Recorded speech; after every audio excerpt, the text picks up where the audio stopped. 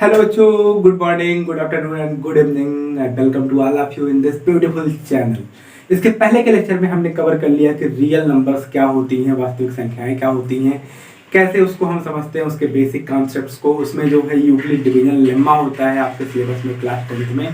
तो हमने आपको बताया कि यूक्लिड डिवीजन लेम्मा पे किस किस तरीके के क्वेश्चंस बनते हैं, सारी बातें समझाई आपको कि ऐसा होगा तो कैसे सॉल्व करेंगे, ऐसा होगा तो कैसे सॉल्व करेंगे ना, जैसा भी होगा तो कैसे सॉल्व करेंगे। तो ये सब पढ़ने के बाद अगर आपने नहीं पढ़ा है तो डिस्क्रिप्शन में आपको लिंक दे दी गई है, जाके पहले उसको पढ़ लीजिए, उसको अच्छे से समझ लीजिए। आज हम बात करने वाले हैं कि फंडामेंटल थ्योरम ऑफ अरिथमेटिक के बारे में। तो क्या होती है fundamental theorem of arithmetic? Fundamental theorem of arithmetic कहती है कि जो प्राइम फैक्टर्स हैं, प्राइम नंबर्स हैं, प्राइम नंबर्स आप जानते हैं रूट संख्याएं, रूट संख्याएं वो प्राइम नंबर्स जिसका डिवीजर सिर्फ 1 हो और वो खुद हो। आगे की क्लास में आप प्लस माइनस 1 और प्लस माइनस सेल्फ पढ़ेंगे। जैसे p है तो plus minus 1 plus minus p 4 factors होते हैं। बट अभी के लिए आप जानते रहिए कि अगर कोई नंबर p प्राइम कब होगी, जब उसके फैक्टर्स 1 और p के अलावा कुछ ना मिले। जैसे भी मैं बोल दूं 17 सिर्फ और सिर्फ 1 से डिवाइड हो सकता है, या फिर 17 इससे खुद 17 से डिवाइड हो सकता है। कोई और नंबर नहीं है जो इसको डिवाइड कर सके। तो जितनी भी प्राइम नंबर्स इस तरीके से आती हैं, कहां से स्टार्ट होता है प्राइम नंबर? 2, 3, 5, 7 और फिर उसके बाद 11, 13 डॉट डॉट सो ऑन, इस तरीके से चलता रहता है। कोई डेफिनेट गैप नहीं होता है। बट इन जनरल जो है प्राइम नंबर के लिए बनाया गया है कि 6n+1 प्राइम को डिनोट करता है ना, और 6n-1 भी प्राइम को डिनोट करता है। ये आपके फेमस जो हैं आनंद कुमार जी, उन्होंने बताया हुआ है कि 6n+1 और 6n-1 उन्होंने बहुत सारी नंबर्स इसमें कलेक्ट कर ली हैं, प्राइम का जनरल फॉर्म एक डेवलप कर दिया है। काफ़ी नंबर्स आ जाते हैं, रख के देख लिए आप। 1 रखेंगे तो 6 1 जा 6 प्लस 1 7 आ जाएगा। 1 रखेंगे तो 6 1 जा 6 माइनस 1 5 आ जाएगा। 5 से कवर करना इसने शुरू किया, 2 3 अलग कर दीजिए।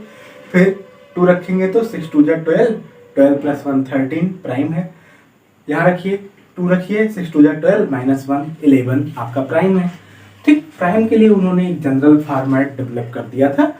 तो मैंने देखा तो आपको सोचा कि बता दूं। आनंद कुमार जानते हैं ना, जिनके ऊपर मूवी बनी है सुपर 30। तो ये है प्राइम नंबर्स। प्राइम नंबर्स को अगर मल्टीप्लाई किया जाए, जैसे 2 × 3 × 5 ऐसे कर लिया गया, तो एक नई नंबर हम डेवलप कर सकते हैं मल्टीप्लाई करके। कुछ और को लेके 2 3 को 4 6 को, जितने भी प्राइम को लेके हम कोई ना कोई एक नंबर डेवलप कर सकते हैं। तो ये जो नंबर्स होती हैं, इन्हीं नंबर्स को बोलते हैं कंपोजिट नंबर। कौन सी नंबर? Composite number. और कंपोजिट नंबर को क्या बोलोगे आप? अब इसको कैसे डिफाइन करोगे? A number which have more than 2 prime factors, more than 2 prime factors is called composite number. अब जैसे कि बात किया जाए, मैं आपको बोल दूं कि 26 का फैक्टर कीजिए तो 2 से डिवाइड करेंगे, 2 1 जा 2, 2 3 जा 6, है ना। फिर 13 खुद ही प्राइम है तो 13 1 जा 13। ठीक, इसके कितने प्राइम फैक्टर्स हैं? 2 और 13। तो 26 जो है 2 प्राइम फैक्टर्स या 2 से ज्यादा लेके बना हुआ है, इसलिए 26 कैसा है? कंपोजिट नंबर है। तो फंडामेंटल थ्योरम ऑफ अरिथमेटिक आपकी क्या कह रही है कि every composite number is formed with the help of any 2 और मोर प्राइम फैक्टर्स। किसी भी 2 प्राइम फैक्टर या 2 से ज्यादा के नंबर के प्राइम फैक्टर्स को अगर हम कंबाइन करते हैं तो हमारे मिलती है कंपोजिट नंबर। तो अब इसको रिवर्स में बोला जाए तो क्या बोला जाएगा? एवरी कंपोजिट नंबर हैज 2 और मोर प्राइम फैक्टर। सारे कंपोजिट नंबर्स के पास 2 या 2 से ज्यादा रूट गुणनखंड होते हैं। ठीक है, ये बात रही फंडामेंटल थ्योरम ऑफ अरिथमेटिक की।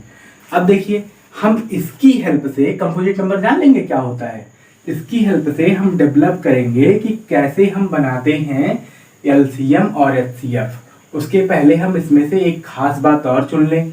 आपका सवाल पूछा जाता है, जैसे कि आपसे पूछा गया कि बताइए क्या 8 to the power n can 8 to the power n end with digit 0, end with digit 0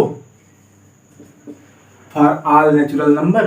natural number को आप रखते जाइए, 8 रखेंगे, 8 1 जा 8, 2 रखेंगे, 8 8 जा 64, 3 रखेंगे तो ऐसे 8 8 जा 64, 64 8 जा जो है आपका कुछ बन जाएगा, 4048 बनता है। ठीक है, वो चीज बन जाएगी। तो 512, सॉरी पावर 3 पे 512, पावर 4 पे 4048 ना। And with digit 0 for any natural number. क्या ये 0 से एंड कर सकता है? अब आप जो है अपनी पुरानी नॉलेज का यूटिलाइज कीजिए। कैसे बोलते हैं आप कि नंबर 0 पे अगर एंड हो रही है, कोई भी नंबर 0 पे एंड हो रही है तो वो 5 से डिविजिबल होगी। पक्की बात है कि वो 5 से डिविजिबल होगी, डिविजिबिलिटी की कंडीशंस ना। 0 पे एंड होने के लिए 5 से डिविजिबल होना चाहिए, 0 पे एंड होने के लिए 2 से भी डिविजिबल होना चाहिए। अगर 2 और 5 दोनों as a prime factor exist करते हैं कहीं ना कहीं, जितने भी प्राइम फैक्टर्स पॉसिबल हो सब के सब करके ले डालिए। अगर 2 और 5 दोनों एक बार, कम से कम एक बार एज अ प्राइम फैक्टर आते हैं तो वो नंबर 0 से एंड होगी। अदरवाइज वो नंबर कभी 0 से एंड होगी नहीं, कितने भी पावर आप बढ़ाते चले जाइए। ठीक है, तो देखिए 8 का प्राइम फैक्टर कीजिए। प्राइम फैक्टर ऑफ 8, 8 के रूट गुणनखंड, प्राइम फैक्टर्स ऑफ 8 कितना लिखोगे? 8 का 2 4 जा 8, फिर 2 से करोगे 2 2 जा 4, फिर 2 से करोगे 2 1 जा 2। तो 8 का प्राइम फैक्टर क्या हो गया? 8 equal to 2 into 2 into 2। General में ऐसे भी लिख दिया जाता है 2 टू द पावर 3, 3 बार आया है 2 ना, तो ऐसे लिख दिया गया 2 to the power 3। 2 as a prime factor तो एग्जिस्ट कर रहा है बाबू, बट 5 नहीं कर रहा है ना। तो अगर 5 एज अ प्राइम फैक्टर आपका एग्जिस्ट नहीं कर रहा है तो आप क्या बोलोगे? It can never and with digit 0। ये कभी 0 पे समाप्त नहीं होगा। ठीक है, since 2 exist as a prime factor, 2 exist as a prime factor but 5 does not, but 5 does not, hence 8 to the power n can never end with 0। 8 to the power n का and कभी 0 पे नहीं होगा। ठीक है, इस type के question आएंगे तो आपको प्रॉब्लम नहीं होगी। अगर मैंने बोल दिया 6 to the power n end कर सकता है क्या 0 पे, तो 6 टू द पावर n में 6 का प्राइम फैक्टर क्या होता है? 2 इंटू 3 है ना। अब बोलोगे आप 2 पे पावर n, 3 पे पावर n, तो सिर्फ और सिर्फ 2 और 3 तो आया है, और क्या आया है? कुछ भी नहीं। तो आप बोलोगे कि चूंकि 5 नहीं है एज अ प्राइम फैक्टर तो क्या होगा? 6 टू द पावर n कभी 0 पे एंड नहीं कर सकता है। इस टाइप के क्वेश्चंस आपके आते हैं, है ना। फिर जो है और जो क्वेश्चंस इस पे बनते हैं, आपको एलसीएम और एचसीएफ कैलकुलेट करने को दिया जाता है। कहता है कि जो है एलसीएम या एचसीएफ दिया हो तो बताइए ये कितना होगा, वो कितना होगा। देखिए कैसे उस पे क्वेश्चंस बनते हैं।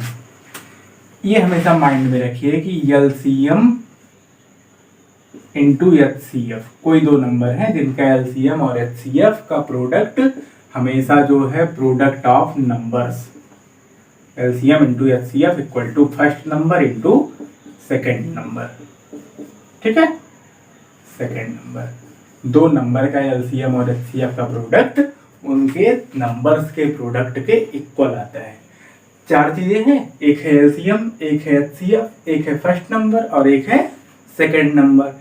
इस चारों में से अगर कोई भी एक चीज ना दी गई रहे और तीन चीजें दी रहे तो आप कैलकुलेट कर सकते हो इजीली, है ना। जैसे मान लीजिए आपको जो है फर्स्ट नंबर दे दी गई है, सेकंड नंबर नहीं दिया गया, एलसीएम और एचसीएफ बता दिया गया, तो आप जो है फर्स्ट नंबर इधर लाके डिवाइड हो जाएगा, सेकंड नंबर आ जाएगा। LCM into HCF upon first number equal to second number. Suppose आपको HCF नहीं दिया गया, LCM दिया गया और दोनों नंबर्स दी गई, तो आप LCM को लेके इधर जाइए, डिवाइड हो जाएगा और आपका HCF आ जाएगा। सिंपल सा काम है ना। अब जो है LCM और HCF कैलकुलेट करना सीखते हैं। कैसे किसी का LCM और HCF बताएंगे विथ प्राइम फैक्टराइजेशन। तो देखिए, जैसे दो नंबर्स हमने ले लिया, एक सपोज ले लिया कि 508 और एक हमने ले लिया 2522। ठीक, इनका हमको HCF कैलकुलेट करना है और LCM कैलकुलेट करना है with the help of prime factorization method. तो पहले रफली जो है आप प्राइम फैक्टर्स निकाल लीजिए। 508 के प्राइम फैक्टर्स निकालिए, 2 से जाएगा, हाँ लास्ट डिजिट 8 है तो 2 से जाएगा। डिविजिबिलिटी कंडीशन आती है ना, लास्ट में 0, 2, 4, 6, 8 हो तो 2 से डिविजिबल, सारे डिजिट्स का सम जो है 3 से डिविजिबल हो तो नंबर 3 से डिविजिबल। जैसे ये 5 × 5 + 8 कितना आएगा, 5 + 8 आएगा 13। 13 2 से डिविजिबल, 3 से डिविजिबल है, बिल्कुल नहीं है, इसलिए 508 भी 3 से डिविजिबल नहीं होगा। फिर 4 से डिविजिबल, लास्ट के अगर 2 डिजिट्स का 4 से डिविजिबल है तो जो है 4 से डिविजिबल है, कोई भी कितनी भी बड़ी नंबर हो, बट हमको 4 से नहीं चेक करना चाहिए क्योंकि हम कैलकुलेट कर रहे हैं क्या, प्राइम फैक्टराइजेशन। तो प्राइम फैक्टराइजेशन देखिए, 2 से अगर इसको हम कट करें तो क्या हो जाएगा, 2 × 2 = 4, 5 में गया, 5 में से कितना बचा, 2 × 2 = 4 हो चुका है, 5 पे कितना बचा, 1 आगे आया, कितना हो गया 10, 2 × 5 = 10। ठीक, पूरा खत्म। फिर 8 है तो 2 × 4 = 8। अभी लास्ट में कितना है 4, तो 2 से कैंसिल होगा, बिल्कुल होगा, 2 × 1 = 2 और ये 2 × 2 = 4, यहाँ 1 बचा, 1 इधर आएगा, कितना हो जाएगा 7, 127।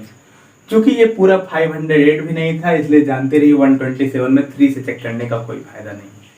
ठीक है, या ऐसे चेक भी करना चाहें तो 7 + 2 9, 9 + 1 10, 10 3 से नहीं डिविजिबल है, इसलिए 127 3 से नहीं डिविजिबल है।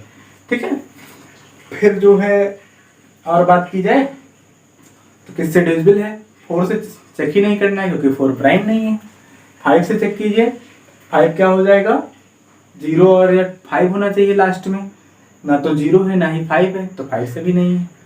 6 से, जब 2 और 3 से जो चीज़ नहीं है वो 6 से कहाँ से हो सकती है। ठीक है, 7 से चेक कर लीजिए, 7 × 1 = 7, 5 इधर आएगा, 12 में से 5 बचा, 5 इधर आया 57, 57, 7 × 8 = 56, नहीं 7 से भी नहीं। 8 से नहीं हो सकता, 8 प्राइम ही नहीं है, पहली बात तो चेक क्या करना। 9 से सम कीजिए, अगर 9 से डिविजिबल आता है तो जो है 9 से डिविजिबल है, 7 + 2 1 9, 9 + 1 10, 10 9 से नहीं डिविजिबल है, इसलिए नंबर 9 से नहीं डिविजिबल है। तो किससे डिविजिबल है, हो सकता है कि प्राइम ही हो। तो चेक करना है, जितनी पॉसिबिलिटी हो पाए चेक कर लीजिए। 13 से भी नहीं होगा, 11 से भी नहीं होगा, तो किससे होगा, 127 खुद ही प्राइम है। ठीक है, तो 508 को क्या लिख दें, 508 को आप लिख दो 2 ×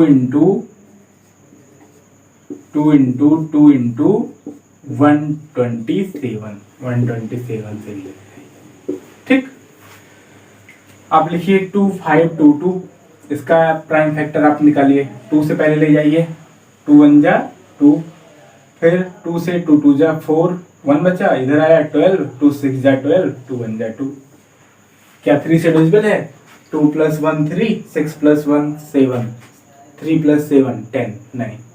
4 से नहीं, 5 से नहीं, 6 से नहीं, 7 से, 7 × 1 = 7, 5 इधर आया 56, 7 × 8 = 56, 1 बच गया, नहीं।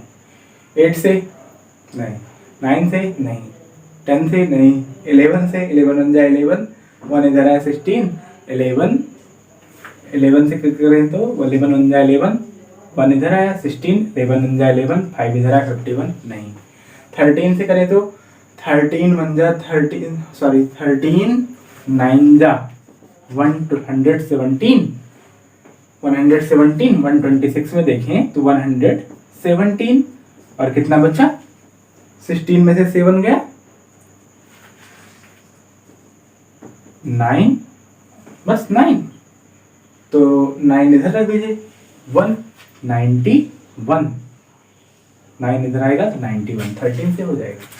13 से करिए डिवाइड, 13 9 जा 117, 126 में से 117 माइनस कीजिए, क्या हो जाएगा 16 माइनस 7 9, 9 बचा, 9 आगे जाएगा 91 के पास, तो 13 से 1 जा 91, ठीक है। अब 97 किससे डिविजिबल होगा, 97 किसी से नहीं होता, खुद में ही प्राइम है, तो 97 कितना आ गया 1। तो अगर आप लिखते हैं 2522 का तो कितना हो जाएगा 2 इंटू 13 इंटू 97। एलसीएम देखिए, एलसीएम में काम ये होता है ना बच्चों कि सारे नंबर्स को लेते हैं, जो कॉमन होता है उसको एक ही बार लेते हैं।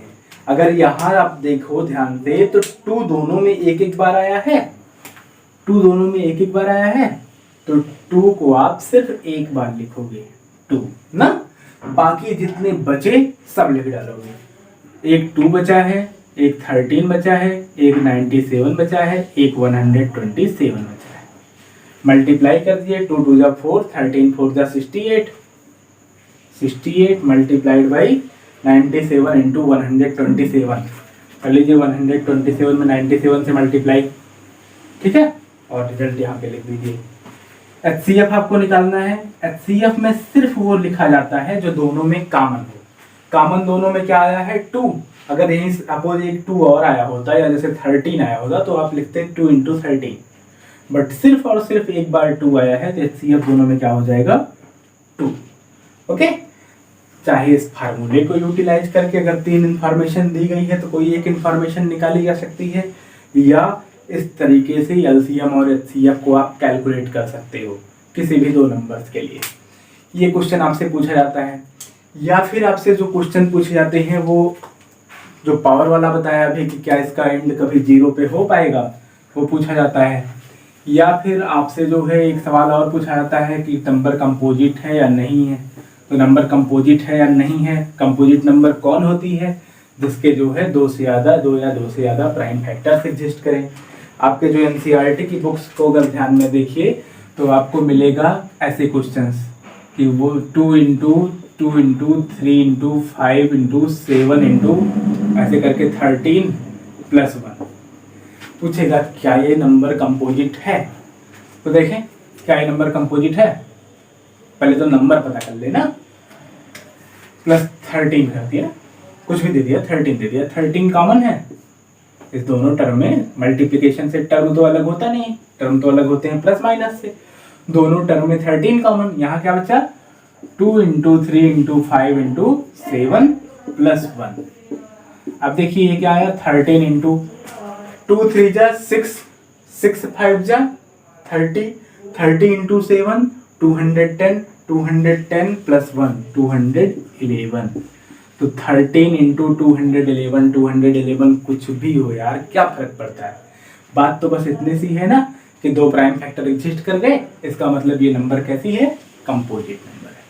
ठीक है, तो इस तरीके से आप इसकी बातें करेंगे। जो भी आपके क्वेश्चंस हैं, आपके एक्सरसाइज में जो क्वेश्चन दिए हुए हैं 1.2 में सारे हो जाएंगे। नहीं हो पाते हैं तो आप हमको भेजिए, हम आपको जो है नई वीडियो में आपको पूरा कवर कर देंगे, पूरा सब कुछ बता देंगे या फिर सोल्यूशन प्रोवाइड कर देंगे। कोई दिक्कत नहीं है, लगे रहिए, पढ़ते रहिए, सब निकल जाएगा। जो भी दिक्कत होगी उसके लिए हमें आप बताइए, हम आपके सोल्यूशन प्रोवाइड करेंगे, चाहे जब, एनी टाइम। ठीक है, धन्यवाद।